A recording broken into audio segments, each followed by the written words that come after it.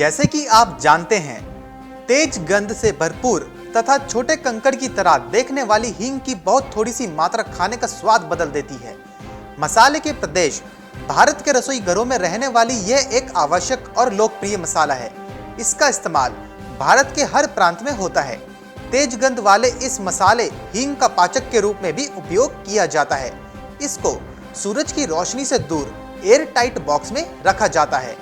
अचानक से ही हींग भारत में चर्चा का विषय बन गई है। इसका कारण यह है कि भारत में पहली बार इसकी खेती हिमाचल प्रदेश में इस्तेमाल की जा रही है। Council for scientific and research के अनुसार भारत में इसकी खेती पहली बार की जा रही है। भारत में हींग का उत्पादन नहीं होता है, लेकिन कुल हींग उत्पादन का 40% इस्तेमाल भारत में ही होता है।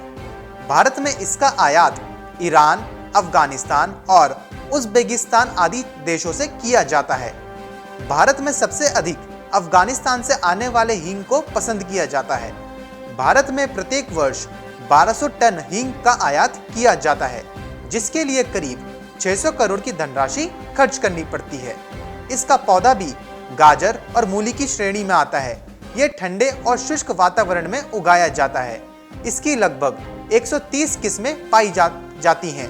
इसमें से कुछ किस्में ही भारत के पंजाब, जम्मू कश्मीर तथा हिमाचल में उगाई जा रही हैं। इसकी सबसे प्रमुख किस्म फेरुला एसोफेटिडा की खेती भारत में नहीं की जाती है, जिसे ईरान से मंगवाया गया है तथा पहली बार हिमाचल में इसकी खेती की जा रही है।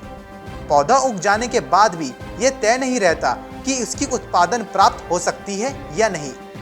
एक हींग के पौधे से उत्पाद प्राप्त होने में 4 वर्ष का समय लगता है और करीब आधा किलोग्राम प्राप्त किया जाता है।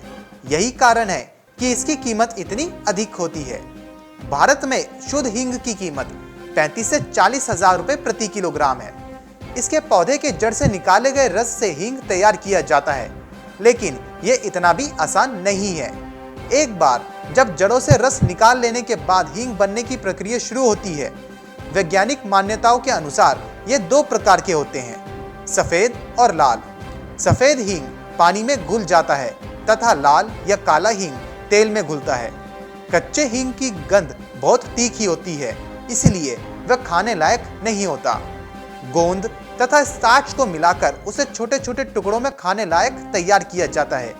इसकी कीमत इस बात पर भी निर्भर करती है कि उसमें क्या मिलाया गया है। दक्षिण भारत में इसको पकाया जाता है तथा पके हुए का पाउडर बनाया जाता है। दक्षिण भारत में इसके पाउडर का इस्तेमाल मसालों में किया जाता है। Bureau report, market times TV.